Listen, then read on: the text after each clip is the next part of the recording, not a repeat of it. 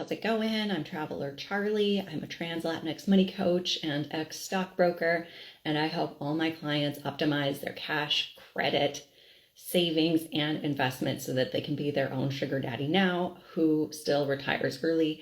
And every Wednesday I go live here to do a Q&A and talk about my perspective as a trans person estranged from family who's building wealth, and how I optimize all my money instead of waiting to make more. Because in this economy, it's important to know how to grow your money as it is instead of fixating on getting a raise or getting a better paying job. Like, you don't need to wait at all to start growing your money as is now. So I'm going to put in the comments to ask any questions.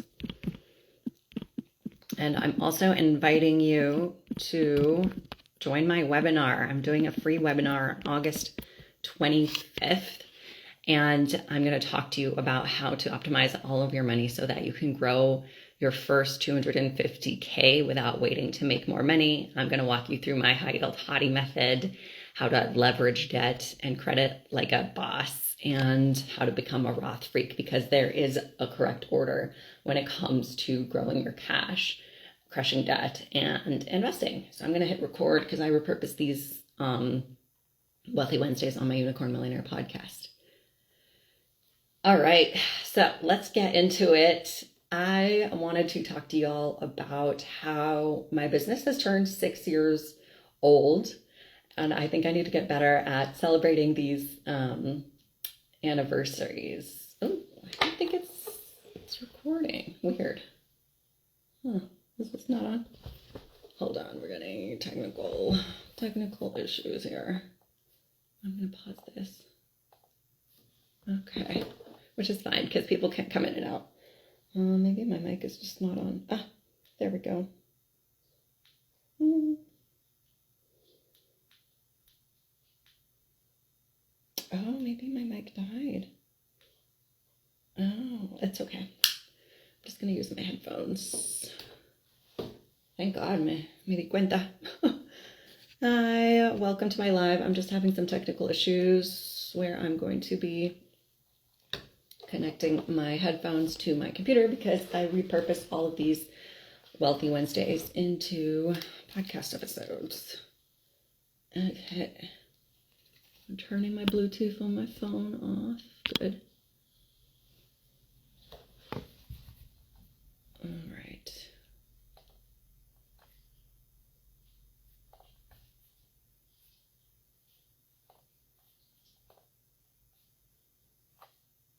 That was weird.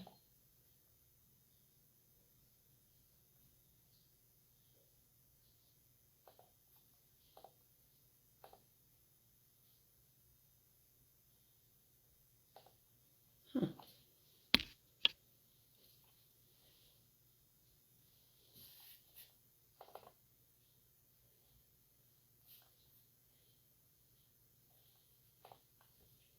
Okay, we're going to skip that and do this. There we go. Okay.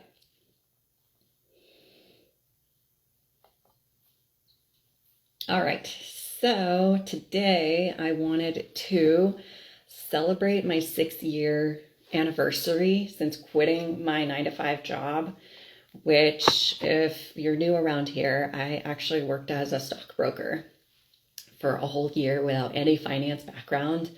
I got the job because I wanted to improve my own finances, and I was already good at saving money and leveraging credit cards, but I knew there was another element missing, and that was investing. I knew there was more to it than just seeing the interest payments of a few dollars here and there in my high yield savings account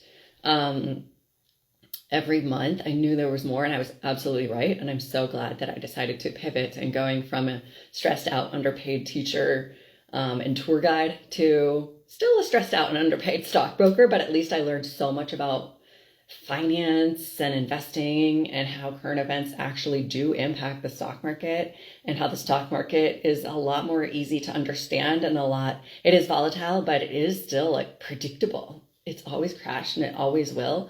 And so I wanted to share all of these money lessons that I learned with you thanks to working for a whole year in finance that set me up to quit my job. 6 years ago. It's already been, I can't believe it. I've done so much. I've traveled to so many countries since then while running my own business, and I've helped so many clients. I've helped like 100 clients at this point in my either 3 or 6 month money coaching program, help them collapse their timelines to retirement. A lot of them were queer, a lot of them are first gen, a lot of them eldest daughters, a lot of them BIPOC, my people. And so I want to honor everything I've built and thank you all for listening and sharing and always sending me money coaching clients and sending me pet sits too, and sending me speaking engagements. Thank you for thinking of me. And this morning I felt called to talk about the financial ways in which I set myself up when I did decide to quit my job, and how much my money has grown and what I've done to set myself up intentionally. When I quit my job like a boss instead of getting laid off, looking back, I just cannot believe how brave I was, but I can because I had money. Yes, I was brave, but if I didn't understand how to optimize every dollar instead of fixating on, oh, I'll quit when I have $1 million, or attaching a monetary value to give me the green light to quit, it was not at all about that. It was about how confident I felt in optimizing what I did have, which is the backbone of like my coaching philosophy. That's what I help all my clients do. I've helped clients in their 20s and 60s making 45K, 200K. I've helped millionaires at this point just optimize what they do have and work on their mindset themselves instead of hoping that their money will fix their mindset, because money does not fix your mindset. You have to work intentionally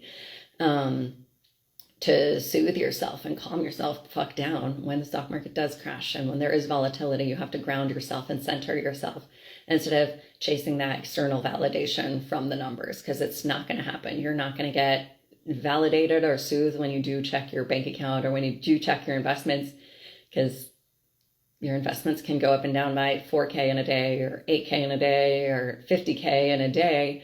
So you cannot, you can't get soothed by checking your accounts, at least not in a healthy, consistent way because of stock market volatility. So I quit my job in August of 2020 after working in finance for a little over a year. I was living in Indianapolis. I was very depressed, very isolated. I was suicidal. It was COVID. I was living in a bougie, fancy apartment that was taking like almost half my paycheck because I thought that would give me happiness and that I'd show myself that I had made it now because I had a bougie apartment.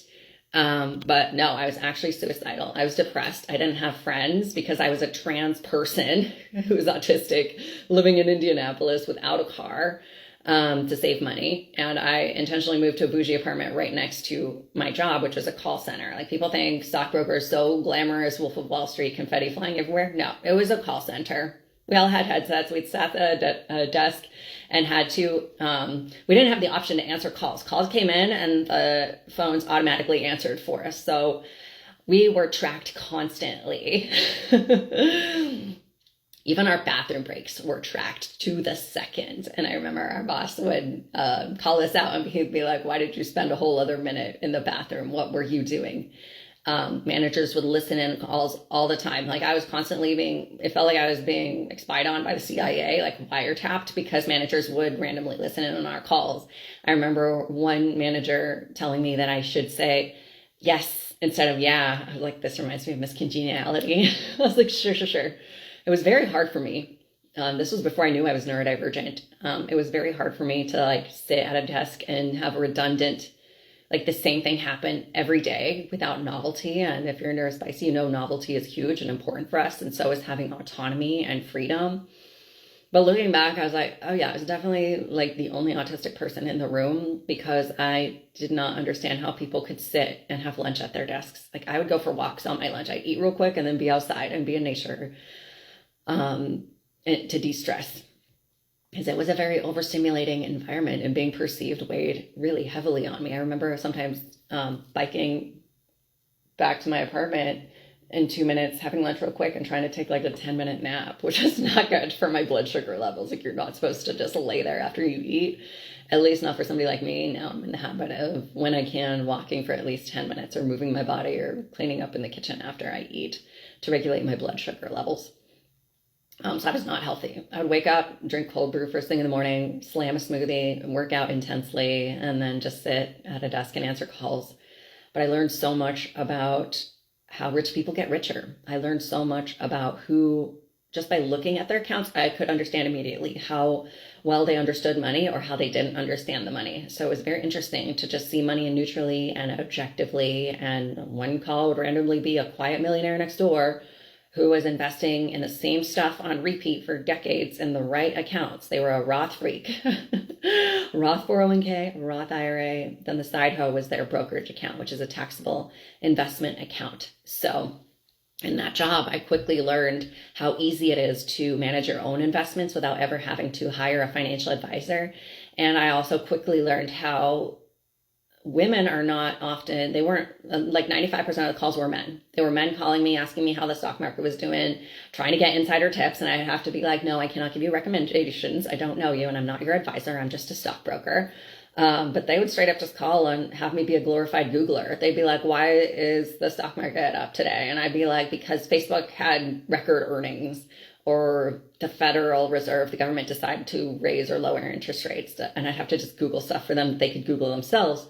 But that gave me a window into how rich people leverage resources for free in order to build their wealth. They would ask for so many fees to be waived, like wire transfer fees. They'd wire 50K and be like, can I waive this fee? Or they'd ask me to buy 100K of like Apple stock for them or whatever, and ask to waive the broker fee. It was wild, but you could really see how they inherited these beliefs about money, about how it's a tool and it's neutral and it doesn't mean anything about you.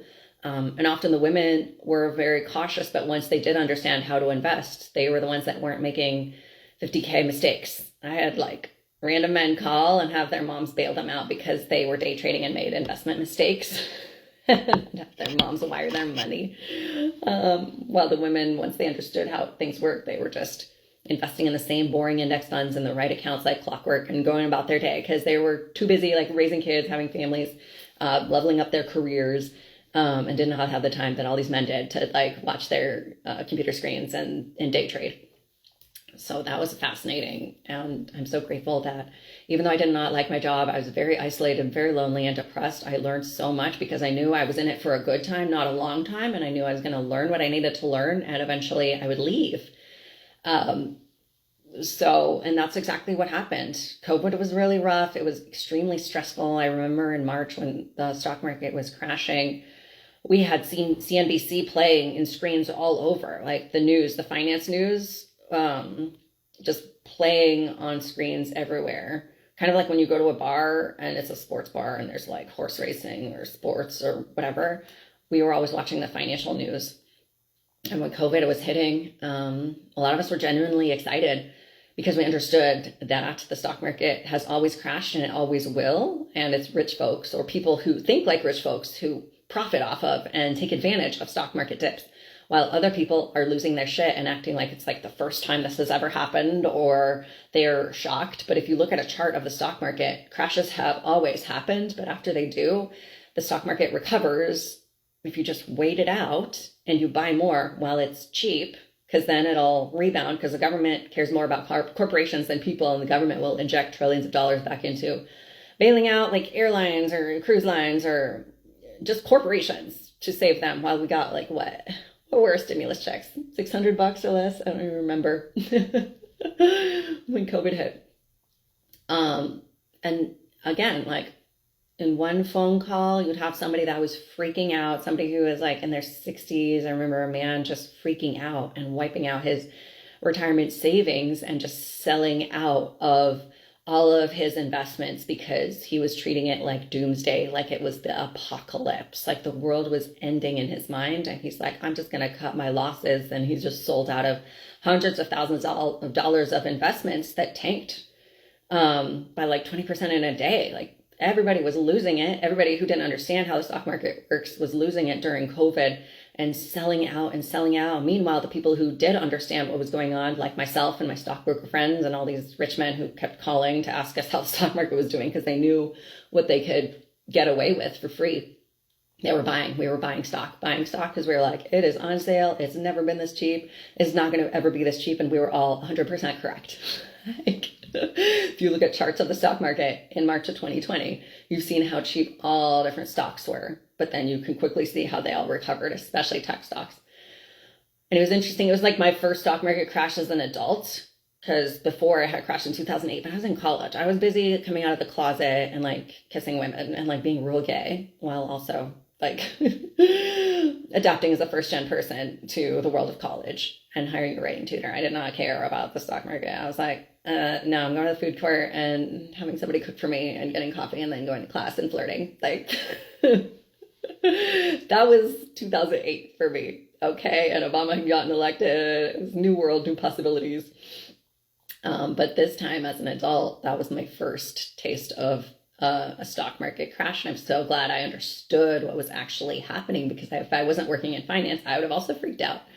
I would have probably sold out of my investments to try to convert them to cash, because cash is safer. And that's like the old saver spender mentality that a lot of us inherited from our parents, where we don't think as investors because our parents didn't. If anything, Mexican parents especially think the only form of investing is real estate. And that is not passive. It's not easy. You have to put a lot of upfront costs when you invest in real estate. If you own a house, the pipes break, it's up to you to call somebody to fix them. Like, real estate is not easy. It's not passive at all. And it requires a lot of upfront cash and capital. And there's a lot at stake. Whereas with investing, that's passive. You just click buttons and you automate things and do them on repeat once you understand what you're doing. Like, I love that my money has grown so much because I knew which buttons to click and that I didn't wait for the right time. I just took advantage and had a contrarian point of view. Oh, everybody else who doesn't understand is freaking out. I'm going to buy more. I'm going to keep my cool because things are going to rebound. So that's the mindset I have and how my clients have whenever the stock market's crashing or their investments are dropping a lot. I'm like, remember, stay focused on the long term. And when I mean long term, I'm like, just wait it out a few days. I think before, stock market crashes and recessions used to last a lot longer, at least when it comes to like the stock market, because the stock market is not representative of just like working class people and if they can afford groceries and to pay the bills. Like, income disparity is getting worse and worse. But what I mean by recessions and stock market, it's just in terms of like how the stock market has recovered. It used to take longer. At least 2008, things took a long time to recover. Because there was a housing crisis. But with COVID, it was just like a pandemic. Unfortunately, millions of people died and lost their jobs. It was catastrophic, right? And COVID is still not over. It's still around. People are still suffering the effects of long COVID. However, when it comes to the stock market, if you look at a chart, it recovered within just a few months. It was like a V-shaped, what they call correction, where it bounced back because the government injected trillions of dollars into the economy, and because a lot of companies like big tech profited more than ever with COVID, because all of a sudden everybody's at home. So which companies profited? Social media companies, Amazon, Zoom popped off, Clorox, like cleaning supply companies. And so there were people who've been through crashes before and they kind of foresaw the future. They're like, yeah, this government is not going to take care of the people. This pandemic is going to last a while. So I'm going to bet on this pandemic, unfortunately, lasting a lot longer than it'll need to. Knowing that our president sucks. And I'm going to buy into shares of Zoom or social media or Amazon or online delivery, DoorDash, all of these online companies that took advantage of lockdown. And I didn't have that vision yet because it was my first time. But now looking back, I'm like, oh, these people knew what was going to happen. They already have foreseen what stocks to buy in this specific situation. So that really opened my eyes to that millionaire mindset of optimizing every dollar, optimizing and taking advantage of stock market volatility, because I just understood how it works. So yeah, it was August when I decided to quit my job, because I decided to write my graduate school essay on the fact that it was wild that I wasn't making a lot. I was making 45K, yet I was already acting like a millionaire with my mindset of taking advantage of stock market fluctuations and stock market dips. And writing it out, and optimizing everything, keeping my expenses low. I was still food prepping like crazy. Most of my paycheck went to that bougie apartment. I regret that, which is why I don't pay for an apartment. I haven't had my own apartment in 2 years because I pet sit full time, and I've saved tens of thousands on rent and Airbnbs at this point because I don't value having an apartment. I don't value physical things. I've lived out with a suitcase and I feel fine. I value experiences and being able to up and go to Hawaii. for a weekend with my friend because I can. And I don't have any pets of my own, but I love pets. And that's why I love pet sitting for them. And I love having entire houses to myself and not dealing with asshole roommates, because I have had horrible roommate situations. And so I was like, I prefer animal roommates. So yeah, it was August. I got into a free MBA program because that's what I wrote my essay on, of wealth inequality and how certain people benefit from stock market crashes while other people are screwed over, and how unfair it was. So I wanted to dedicate my life to building wealth for all of us and informing people of how the system works, because knowledge is power. Money does buy happiness. Money is power. I think Jennifer Lewis said in her interview with Keke Palmer that I love Keke Palmer's podcast. She's so good. She's had like Oprah and Michelle Obama. But what Jennifer Lewis was like, I've been poor and I've been rich. Rich is better. I just love how she talks. I was like, amen. Like, and I'm not even rich. Like I say, I don't even have my own place, but I'm building my wealth on the side. And I've already gotten a taste of bouginess, and I'm only going to want more from here because it is better. It is nice to have money and not be so stressed about everything. Because when it comes down to it, when you're stressed about everything, it's probably because money is a big stressor in your life because you don't know how to optimize it. So this knowledge changed my life forever. And I was like, instead of just building wealth for myself and day trading, which I could have easily done, I'd be a millionaire by now probably if I just sat and day traded and profited off of these stock market fluctuations. But I was like, no, I'd rather help other people understand how the system works. That is how I get more fulfillment. And that's a stage of wealth building that I didn't even know was going to happen, where all of a sudden you go from just taking any job because you need a job to saying, no, I'm not going to do this. I'm not going to get money in this way. I'd rather get money in this way because it lights me up more. So all of these lessons and learnings were happening at this time.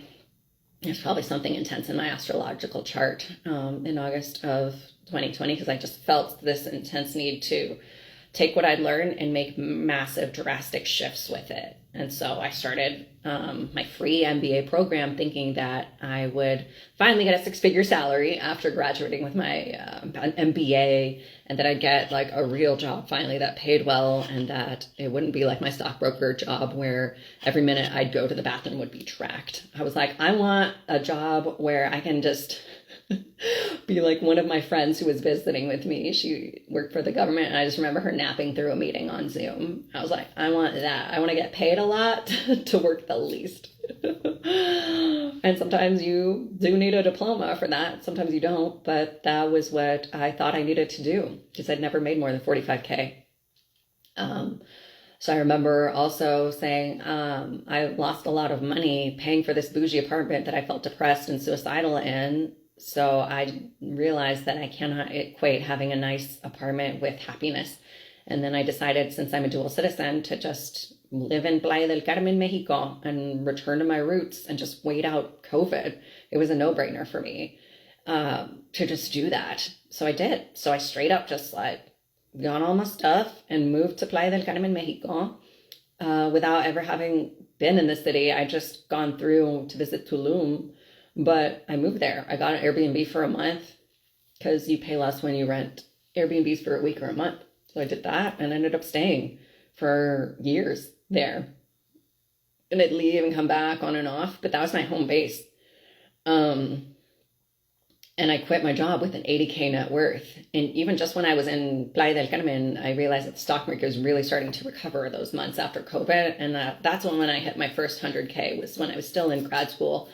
And I wasn't making money, y'all. This was because I knew how to optimize all the investments that I did have, and my knowledge was all set there. But the beautiful thing about knowing what buttons to click was that my money was already growing by thousands of dollars. Yes, it was fluctuating. When I hit my first 100K, it felt great, but then I checked it the next day and it was down to like 96K. See? So when I see this, I'm like, nothing is real. You can hit your first 100K and then it would be like 90K the next day.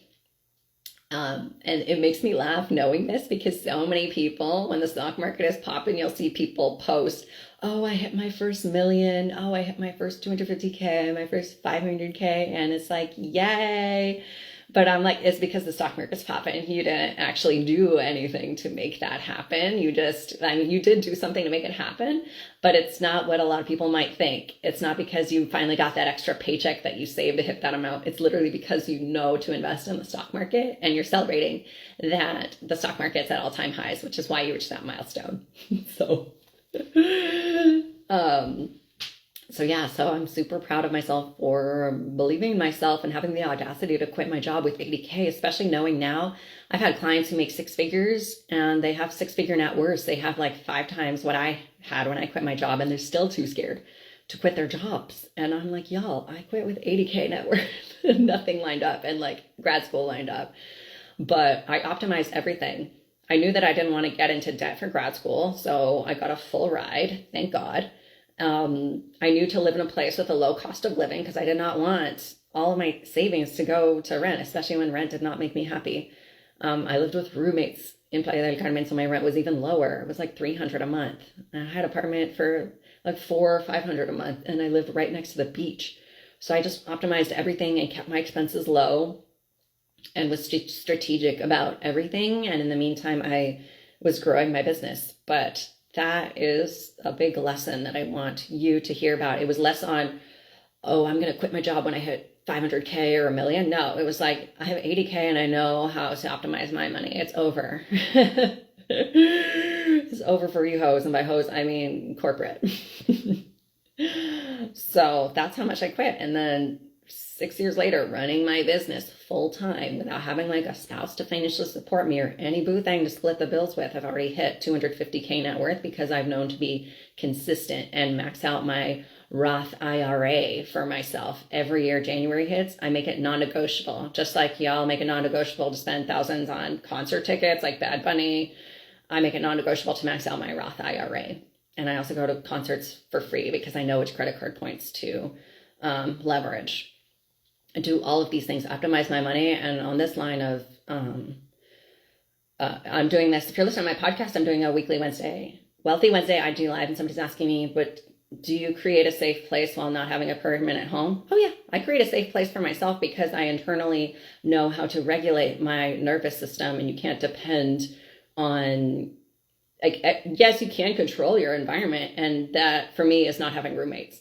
Having roommates has been the number one source of stress for me because I'm a light sleeper. I go to bed at 10. I'm autistic and I like my routine. I don't like chaos. And I don't like having to tell roommates to lower the volume of their speakers that they're blasting, acting like I'm not there. I don't like being perceived. I don't like people like telling me things that are unsolicited. I like to just live my life and surround myself with people that I do care about. So for me, having a safe space is just not having human roommates, because I've had over and over again really bad experiences. I've had good roommates, but the good roommates were the ones who like left me the fuck alone and let me do my thing. And I will say I do miss having like somebody there, like hearing somebody like go to the bathroom and knowing that I'm not alone, which is why I, as a single person, have to be very intentional about leaving the house and creating community and getting physical touch and hugs and kisses from my friends. And that's something that I have to do very intentionally to create a safe space for myself without having a permanent home.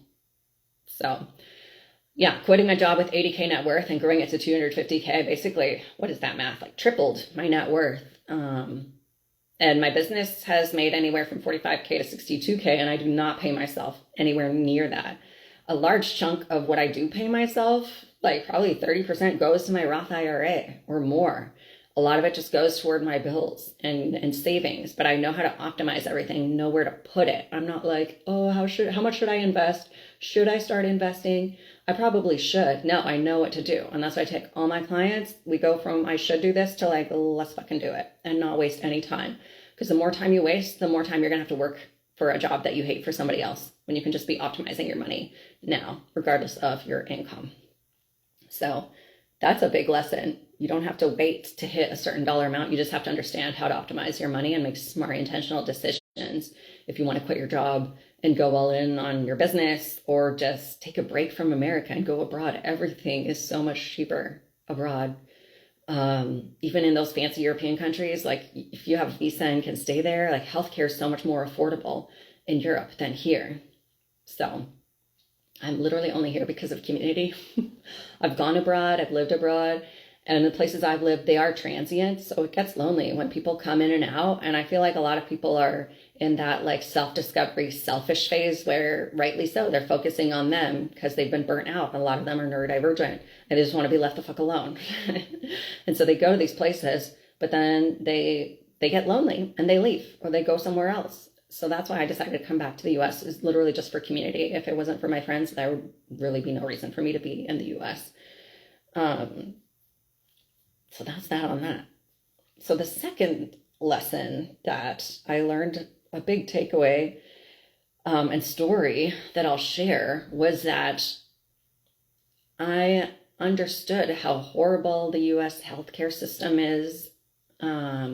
That I decided to quit my job at the end of July, but still like work into the first week of August because I needed health insurance. I wanted health insurance for that last month because it was COVID. And every day I thank God that I had that foresight to advocate for myself and extend my perks into the next month instead of signing up for Cobra or whatever, because that's super expensive.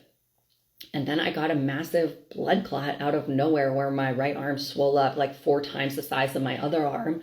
And I'd never experienced this. I thought it was just like a bug bite. I remember going running with my massive arm, lobster arm, just thinking, oh, it's probably a bug bite. But then it got to the point where I remember hugging my friend and like my arm was bursting out of its sleeve and it hurt to sleep on that arm. After like 3 days, I finally went to urgent care and they're like, you need to go to the ER. You have a blood clot. I was like, oh, okay. Without any family history or any awareness as to why I would have this, because I've always been a healthy person who worked out. I've always eaten my salads and gone to bed at 10 p.m. and had tried to have full night's sleep and done all the things right. And I still got a blood clot. Like, it was horrible realizing, oh, damn, my body is trying to kill me. I can take care of it, but it will still try to kill me. So I ended up going to the hospital and I was there for like 3 nights, and I was estranged from family, so I had no like family checking in on me or anything. I had to like tell my friends about what was going on, update people on social media, which is why I'm transparent on social media, because I'm estranged from family, and that me posting on social media is also a way of me like letting people know this is what I'm doing, this is where I am. If you last see me, it's also for like safety reasons for me to be very transparent on social media as a trans person estranged from family. To let like my community and chosen family know what is happening with me. So yeah, I was in the hospital and I was like, this is going to cost some money because I'm in America. I just started watching the series Beef. The second season is so different from the first season, but I love how critical it is of like our system and how the girl goes to the hospital and she's like, what's this going to cost? Instead of focusing on her care, she was fixated on the price, which we've all felt that when we go to seek out health care. We're not just thinking about our health, we're thinking about how much this is going to cost or if it's going to hit that $5,000 deductible like in that show. And I also had a high deductible. Now thinking back, I think I had that $5,000 deductible when I got my blood clot. But I was already like thinking of how to leverage and optimize the finances that I'd set up for myself, understanding how all the different accounts work. So I decided to sell out of all the stock that I had in my health savings account, which was an employer perk that I had, an HSA. And I leveraged all the free money that my boss would give us. They gave us like a free $300 or something for just getting a physical checkup for hitting these milestones. So it was a fun way to gamify and get free money from my employer. And they're not doing it because they're being nice. Employers do this so they pay less in taxes. Employers never do things because they're nice. There's always a business reason, and it's always to make more money or save money. And so they're saving money by giving you perks. They're not being nice. They're saving money by giving you these perks that they're writing off to pay less in taxes and to try to retain employees. But that's, of course, getting harder and harder with AI because they're outsourcing everything, which is why it's so important to just optimize your money now, because AI is coming for so many jobs. It already has. So I wiped out my entire health savings account to pay for those bills, which was like $5,000. And I feel very torn about this situation. On the one hand, it was great because health savings accounts are very tax optimized. You don't pay taxes on the money you put in, and you can and should be investing it. But hey, HSAs have a certain cash threshold where they make you have the first like $1,000 or whatever in cash, and then you can choose to invest the rest. And a lot of people, including my clients, don't know this, that you can and should be investing in your health savings account, because when you invest, your money can go from just rotting there, losing value to inflation, to growing by 10, 20, 30, 40, 50, 60% over the long term. And the money that you take out in order to pay for qualified health expenses, which mine was, you don't pay taxes on it. So it's tax optimized on steroids. So on the one hand, it was what I needed to do at the time, but I wish I'd known what I know now. And in retrospect, I kind of do regret wiping it all out, because if I'd let that money sit there, it would have really grown and grown tax-free in the stock market for decades. And that 5K in that account would have already easily grown by now to like 15K or something by just letting it sit there. But I didn't have that foresight, because I was just getting introduced to how much your stocks can grow when you just know what you're investing and let time do its side, do its thing, because you have time on your side. The younger you are, the more time you have on your side to have your investments grow. So yeah, I do regret wiping it all out, because I no longer have any money in my health savings account at all. And even if you leave your job, that money can still sit there, which is why I like health savings accounts more than flexible savings account. FSAs, I don't fuck with those, because a lot of them are use it or lose it, and people are scrambling at the end of the year. Like with the HSA, you don't have to do any of that. It sits there and you can quit your job and it'll still sit there.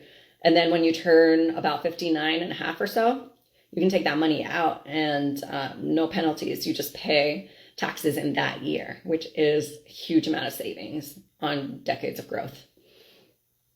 But that's, it kind of depends. Like, I'm glad I did that and I was able to grow my investments in other ways. I think it's my ego that's like, but that is like the holy grail of all these accounts. That's even more tax advantage than your Roth accounts. It's okay. It's fine. But I shared this with you to share that, again, I was not making a lot. I was making 45K, but I knew exactly how to sell stock. I knew to invest stock that had been growing and recovering from that huge rebound since COVID. And I knew how to save taxes on that sale and use that money to honestly save my ass. Yeah, I love talking about how my investments grow over the long term, but emergencies happen. Things happen. I had no idea my body was trying to kill me and that I'd end up in the hospital for days on blood thinners. And at this point, I'm on blood thinners for the rest of my life. I take 2 pills a day to prevent future blood clots, because I just had a second random blood clot out of nowhere last December. And it sucks as a healthy person who's been through my anti-inflammatory health journey. It sucks to feel like, damn, I could do the best and my body can still randomly try to kill me. Like, it sucks. But I did what I could at the time, thanks to my investing knowledge. And I'm so happy that I was able to do all this while I was laying alone in a hospital bed, like estranged from family. I had one friend come, because it was during COVID too. Like, people weren't trying to leave the house, but I did have a really great friend, Hattie, who came and just sat with me and brought me food and just talked with me, because I had nobody. She was the only person there who was willing to do that. Oh, and my coworker, Leah, who picked me up from the hospital too. Like, I'm so grateful that I had these people here to help me, but that I also knew how to be on top of my finances as a person estranged from family with nobody to fall back on. So that's why I'm very gung-ho about being financially empowered for yourself instead of depending on family, depending on a partner. You gotta be your own sugar daddy, because at the end of the day, you are the only person you're guaranteed to have for the rest of your life.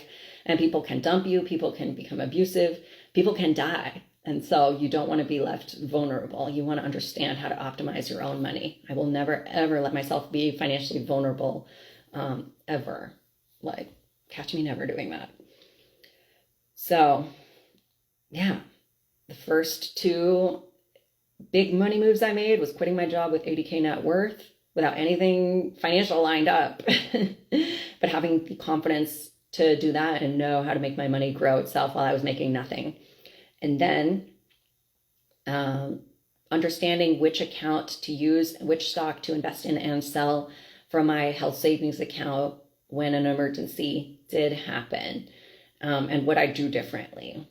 And the third lesson that I learned since quitting my job that I'm really glad I did was knowing how important it is to optimize the investments in my old employer 401k and treat it like a savings account on the side that's going to grow and grow for decades.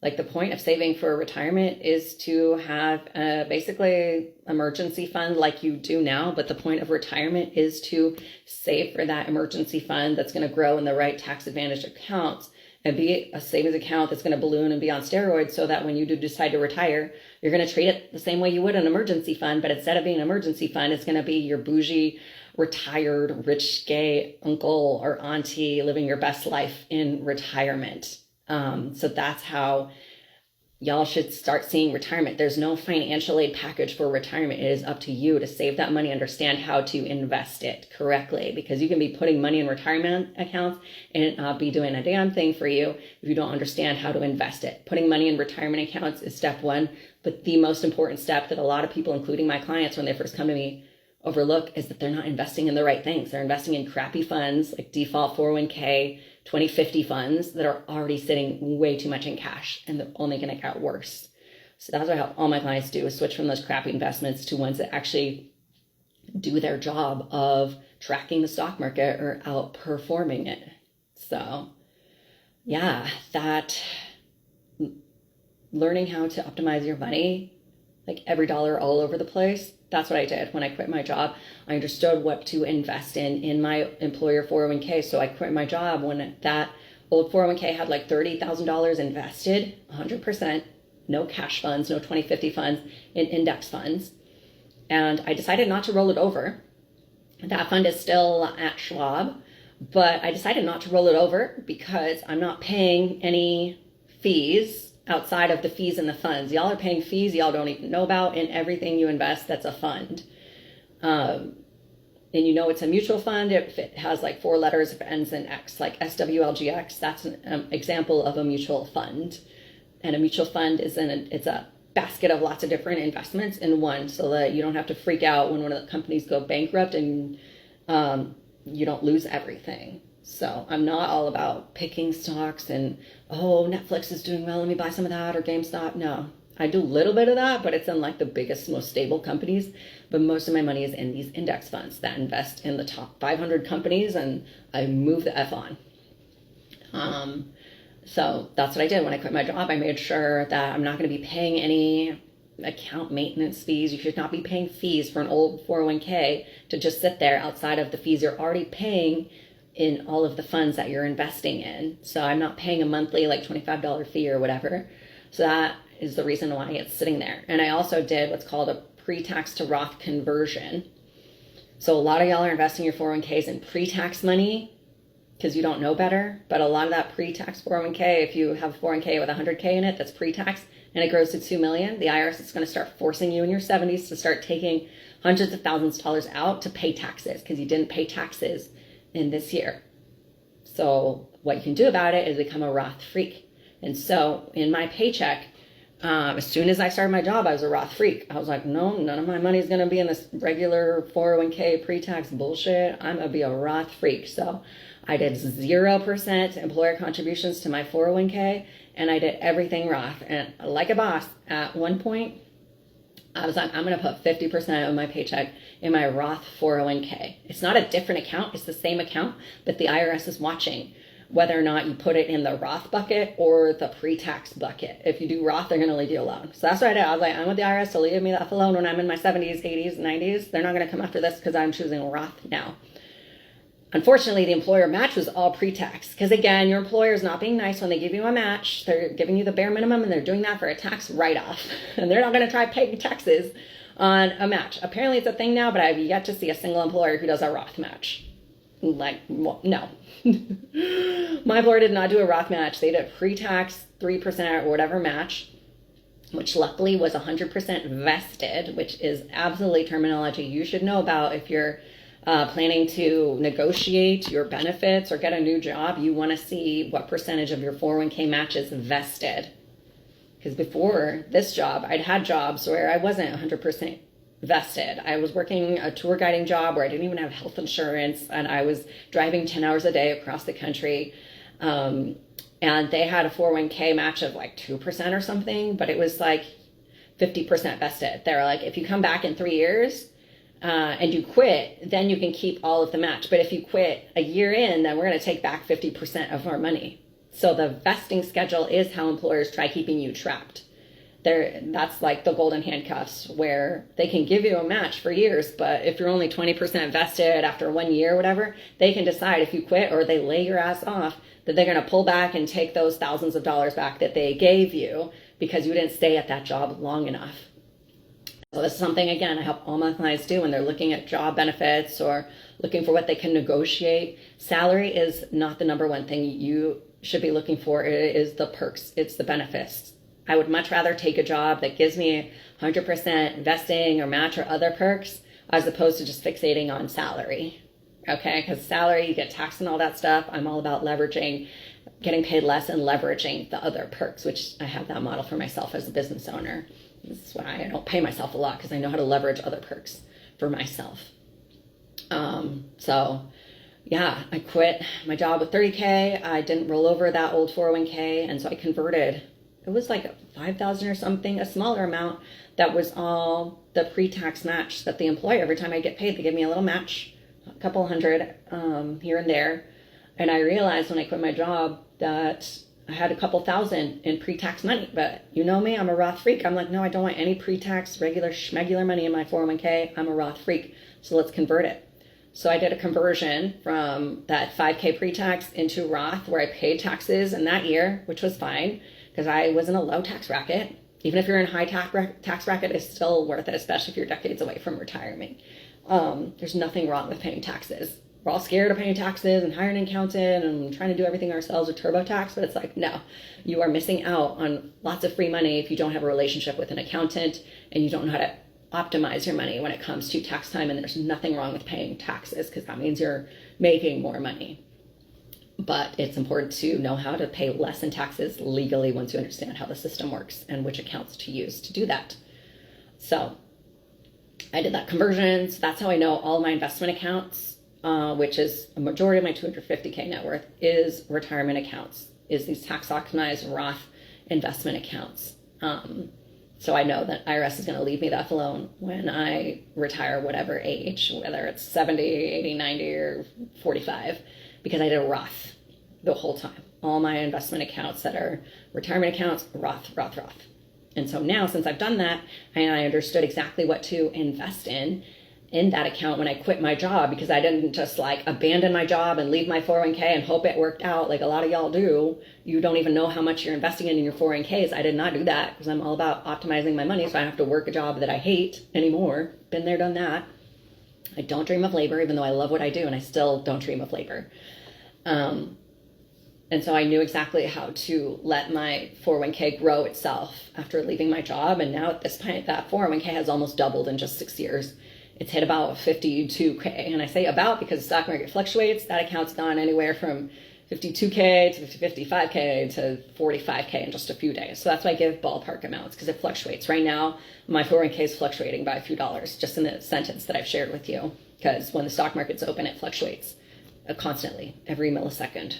The stock prices are fluctuating. So the more money you have, the more intense these fluctuations are going to seem. But that doesn't affect you because you're investing for the long term if you're working with me. You learn to not fixate on how much your money has grown in 1 second and zoom out and look at the big picture of how your 100K in 10 years is going to grow to 250K. And the more it compounds itself, the bigger your money is going to grow. Keeping in mind these fluctuations, which are 100% normal. So that's how I optimize my 401k without having to roll it over. A lot of people think that just rolling it over is going to fix everything, but it doesn't. A lot of people roll stuff over and it's rotting there in cash, losing value to inflation, or it's in the wrong funds.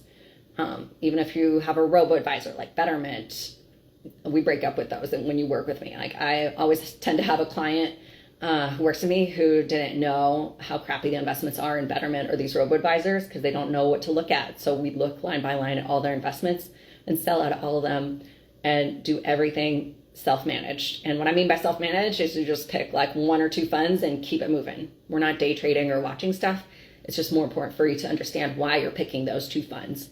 And if you want to research more, go ahead. But I've made $1,000, $5,000 mistakes at this point trying to like get fancy, and my neurodivergence has been like, oh, I need more novelty. It's like, no, Just focus on what works and keep doing that on repeat and get your novelty somewhere else. Like for me, that's going to play parties. That's where I've learned to get my novelty, not from my investment accounts.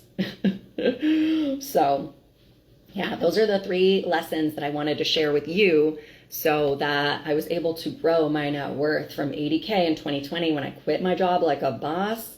Without fixating on having enough saved, I was like, oh, I just know how to optimize this. So the amount saved doesn't matter nearly as much as knowing how to grow my money. And so, yeah, that was the first thing.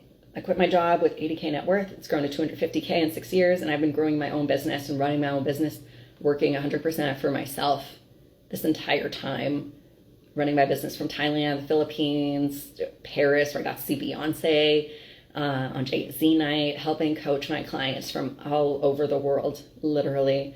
And then lately pet sitting all over the world too, and not paying rent and optimizing all that money that I'm not paying in rent, and growing it instead in the stock market as a low income earner with inconsistent income.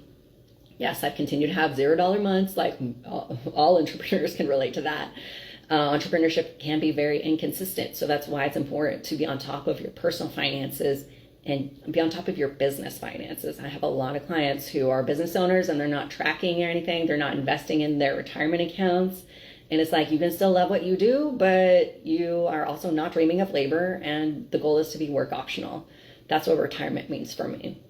It's not just like playing golf all day for 30 years. It's about not working if I don't want to and being fulfilled with my life. Because the more money you have, the more you're able to chase those fulfilling experiences. Like, because I knew how to optimize my money, that's how I was able to go 100% all in my money coaching business and do something that fulfills me and show up and do hundreds of IG lives at this point, unscripted. Like this one has been 100% unscripted, like all my podcast episodes are, and consistently churn out so much free content for people all over the world to consume for free. But if they want my help, then they can sign up for coaching. And then I help them go from feeling scattered with their money to being their own financial advisors in 6 months or less. And then being their family's like financial advisors.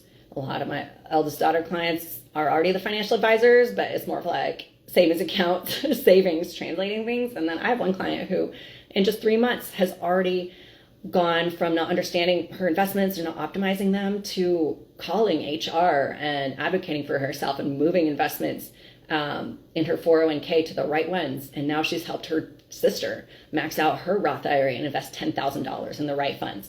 And she's helping her mom build back her credit score after her mom got scammed and her social got compromised. She's helping her mom be like, yeah, that sucked, but you can actually protect your credit score now and open up credit cards that give you thousands of dollars in passive income while boosting your credit score. So let's take advantage.